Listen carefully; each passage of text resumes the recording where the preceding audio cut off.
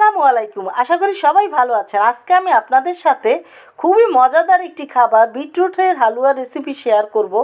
আর এটা দেখতেও আকর্ষণীয় এবং শরীরের জন্য আমাদের অনেক অনেক উপকারী খাবার একটা।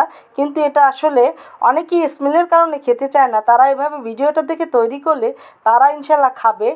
এখানে আমি 400 গ্রাম বিটরুট নিয়েছি ধুয়ে, এবং এটা আমি ছোলাটা একটু মোটা করে কেটে পরিষ্কার করে নিব। আর আমি এরকমের একটা ছিদ্রওয়ালা গ্রেটার দিয়ে এটা ঘষে নিব। আপনারা বটি দিয়েও এটা কেটে নিতে পারেন। আর এটার কালারটা যা দেখতে ন্যাচারাল, সুবহানাল্লাহ।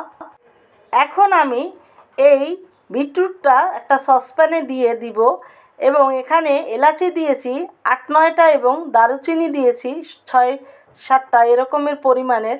আর এই মশলাগুলো একটু বেশি দিলে বিটরুটের যে একটা স্মেল আসে সেটা আর আসবে না।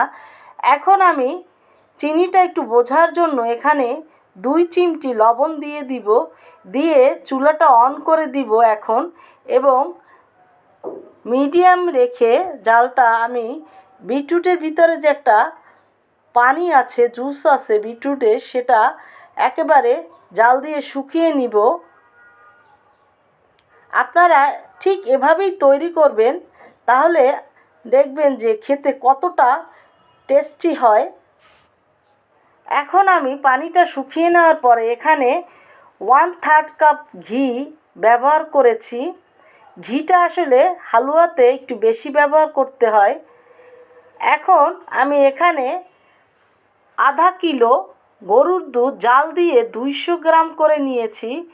এখন ঘিটা দিয়ে কিছুক্ষণ ভেজে নেওয়ার পরে এই দুধটা আমি এর ভিতরে দিয়ে দিব, দিয়ে এটা আরও 7-8 মিনিট এভাবে রান্না করে নিতে থাকব। এখন আমি এখানে মিক্সড জেলি ফ্রুটস, এটা এখানে 2.5 টেবিল চামচ এর ভিতরে দিয়ে দিব। তাহলে এই বিটরুটটার হালুয়াটা খেতে কিন্তু দারুণ লাগে। আর এখানে আমি পরিমাণ মতো চিনি দিয়ে দিব। চিনির পরিমাণটা আপনারা আপনাদের টেস্ট অনুযায়ী দিয়ে নেবেন। এখন এটা আরও কিছুক্ষণ আমি এভাবে রান্না করে নেওয়ার পরে এখানে আমি আরও 3 টেবিল চামচ ঘি দিয়ে দিয়েছি। শেষের দিকে ঘিটা দিলে এর স্মেলটা দারুণ আসে।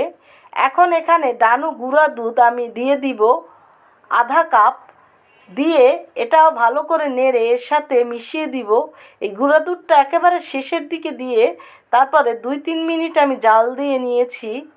এখন এখানে আমি কালো এবং সবুজ কিশমিশটা দিয়ে এভাবে নেড়ে তারপরে ঠান্ডা হয়ে যাওয়ার পরে কেটে এভাবে পরিবেশন করে নিয়েছি লেবু ফুল এবং চারমগজ দিয়ে। ভিডিওটা ভালো লাগলে আমার চ্যানেলটা সাবস্ক্রাইব, লাইক, শেয়ার করে আমার পাশে থাকবেন।